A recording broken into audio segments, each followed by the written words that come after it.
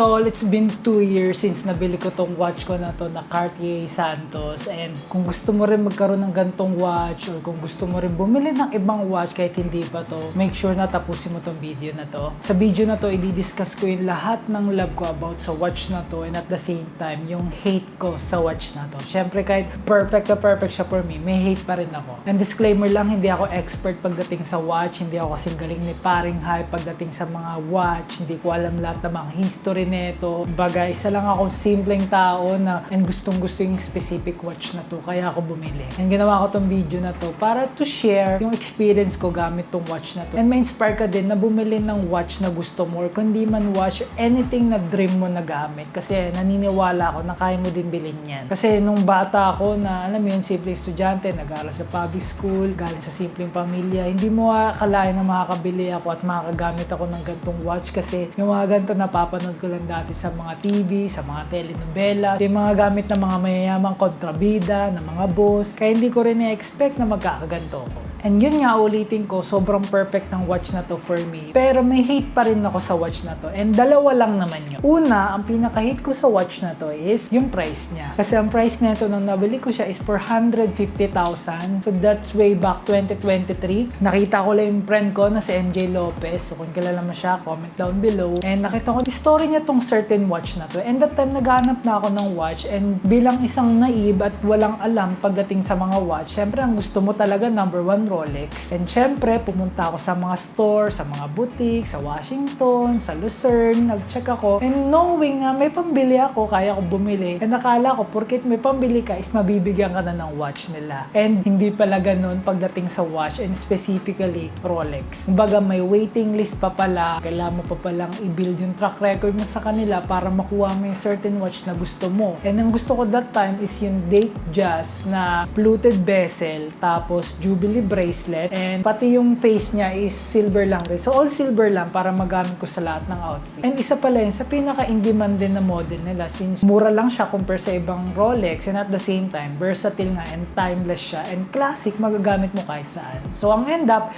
hindi ako nakabili and na-frustrate ako. And at that time, close-minded lang ako and gusto ko na brand new lang yung bibiling ko na watch. So enter na yung story ni Sir MJ Lopez. So nakita ko to and ang ganda niya. And that time, hindi ko pa alam yung brand na Cartier. Wala akong idea.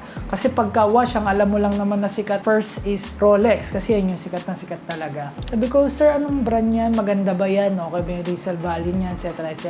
And since nagustuhan ko, pumunta ako and yun, nakita ko na siya. Hindi ko siya binili agad. Sinukat ko lang muna siya. Trinay ko lang, tinignan ko lang yung feels, and syempre right there and there, gusto ko na siya. Ayoko naman bilhin agad kasi syempre ayoko ma-impulse buy lang. So pinag-isipan ko mabuti and itinulog ko siya ng 1 week. And yun, nakapag-decide na ako, binili ko na siya. And ang good thing, meron silang installment which is 0 interest siya. So binayaran ko siya for 9 months. So I think nagma-monthly ako that time na mga 45 to 50k, hindi ko na matandaan, but ganon. Yun yung syempre yung unang hate ko sa kanya. So napahaba, but yun yung unang hate ko sa kanya, yung price. Kasi imagine mo sa 450,000, marami ka na mabibili. Pwede ka na magtayo ng negosyo, pwede ka nang paaral ng anak sa college, pang paaral ng bata sa elementary hanggang high school. Depende ko sa nag-aaral. But for me, it's worth it. Worth it na worth it siya kasi everyday ko to ginagamit. Kahit saan nagagamit ko. So yung unang hate ko. Ang pangalawang hate ko dito sa watch na to is medyo mabilis siya magasgas. Sobrang dali niya magasgas, tol. And yung akin, parang kung ako yung bibili ng second hand neto, hindi ko nabibilin kasi ang dami ng gasgas. But on the other hand, yun din yung good side niya. Kasi syempre, pag maraming gasgas yung watch mo, alam mo sa sarili mo na nagamit mo siya and nasulit mo talaga. And ako pa naman, especially dati, alam mo yung pag may bago kang gamit, even damit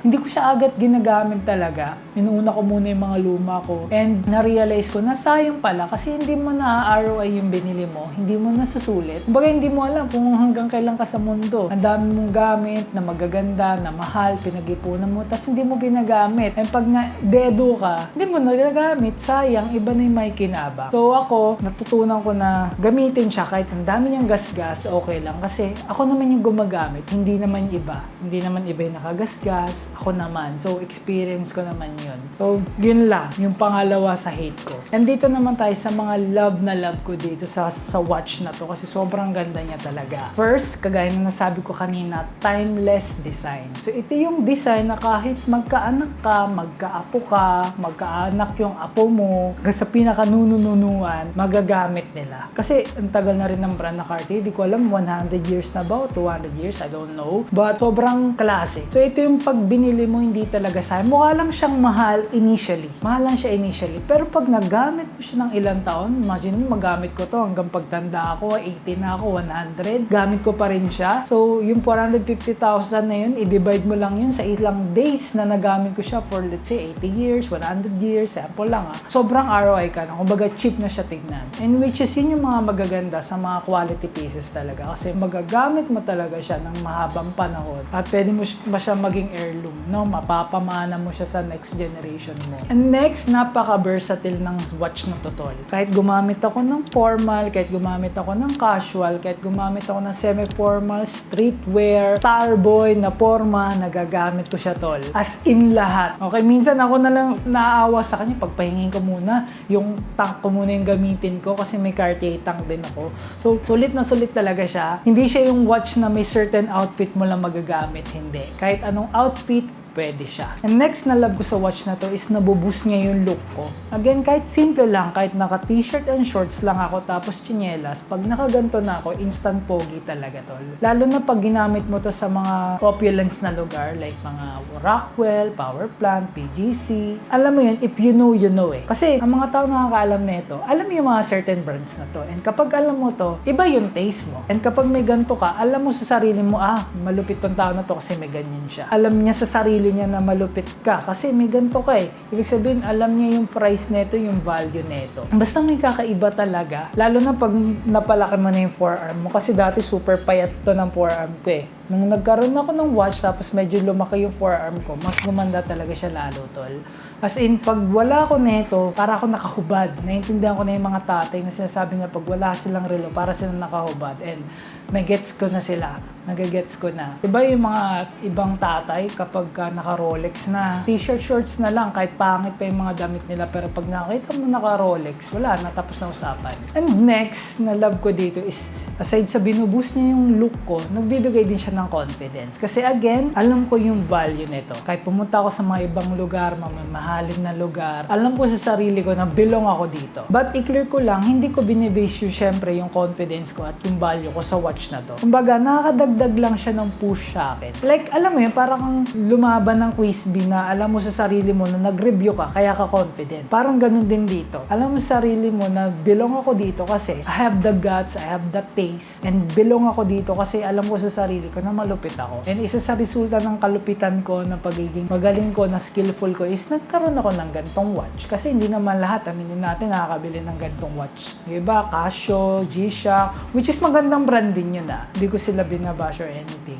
Ang sinasabi ko lang, syempre, hindi lahat pinapalad na mabili nila yung dream watch nila. So ako, isa ako sa pinalad, isa sa sinuwerte din sa buhay na nabili yung gusto niya. And next na love ko sa watch na to is, gustong-gusto ko yung feels niya pag gamit ko. Gusto ko yung fit niya sa akin. Kasi manipis lang yung dito, yung wrist bone ko. So hindi ako kagaya ng iba na, alam mo, nakakapagsuot ng malalaking watch kasi malaki yung wrist nila. So sa akin, medyo payat yung bones ko. So kaya, hirap ako actually din sa mga damit, lalo na sa watch. Kasi hindi ko magamit yung mga 44mm, mga 40mm, kasi malaki na siya sa akin masyado.